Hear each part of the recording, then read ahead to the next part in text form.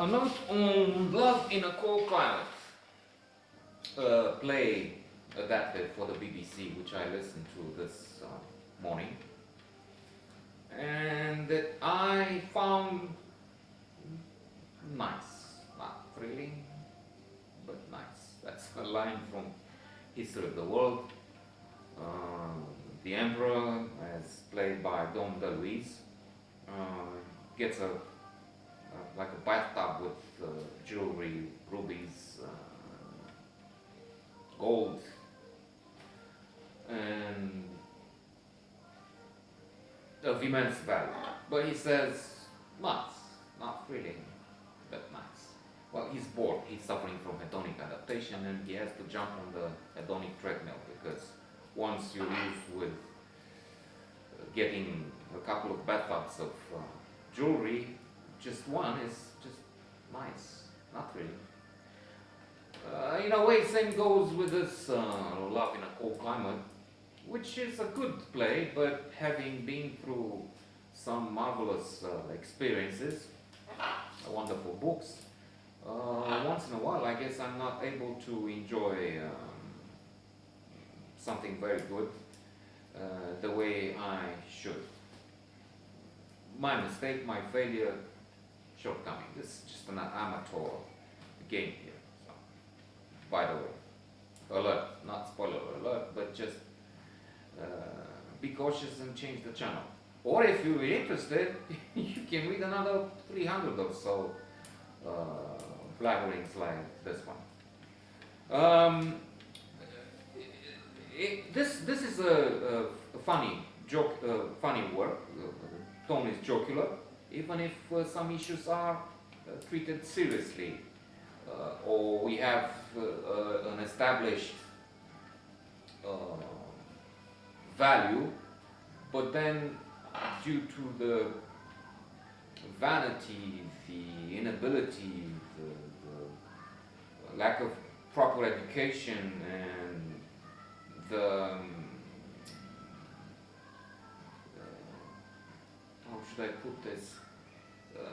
The protocol? No, that's probably wrong. But the way they saw things at that time,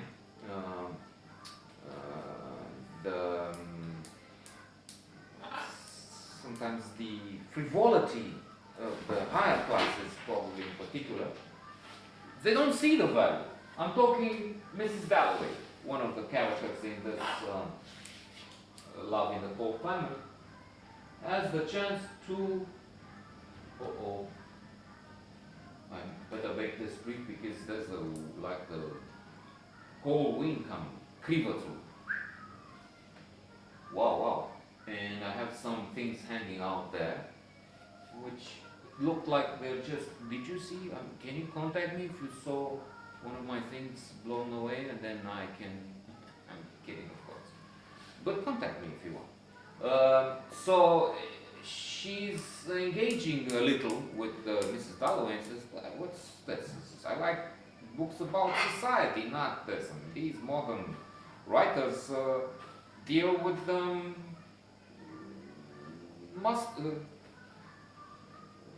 muster stations, to heads of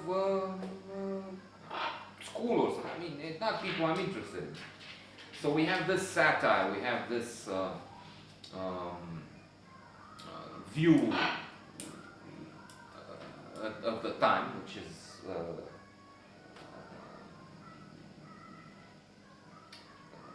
old-fashioned, is passé and not good anymore, but people have a hard time to adapt when they're older. Some of the characters are older, and I'm thinking now Bertrand Russell in his Conquest of Happiness, even he says at one point that, well, morals have changed, and there's a different world for women, but he still says that if a woman has a child, well, she needs to marry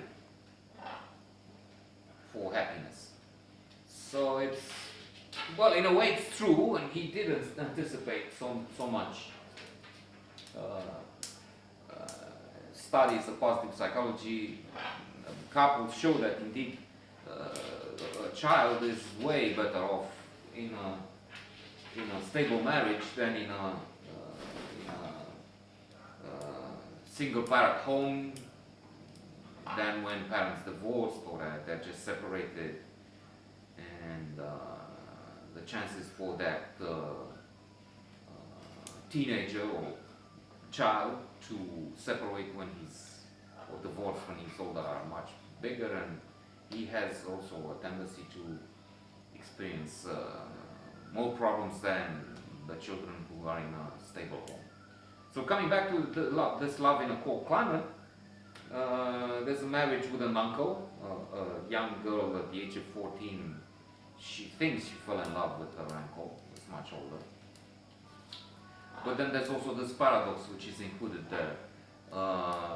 They move on to the Mediterranean coast, Italy, if I'm not mistaken. But this is a myth of happiness, as exposed in the Myths of Happiness by Sunil Lomitsky, and I think before that in Stumbling Upon Happiness by the Harvard professor Daniel Gilbert. There's a California dream, a California myth. People think that if they move to California, with the sunshine, the ocean, the palm trees, they will just be great. That's, if only I will be happy when. That's wrong. Be happy now, not when. You get a car, you move to some place. That's not true. Because people adapt. So once in California, the ocean is alright, the sun, but then they get used to that and they see the traffic, the smog, and the drought they experienced for the last 3 years there. Okay.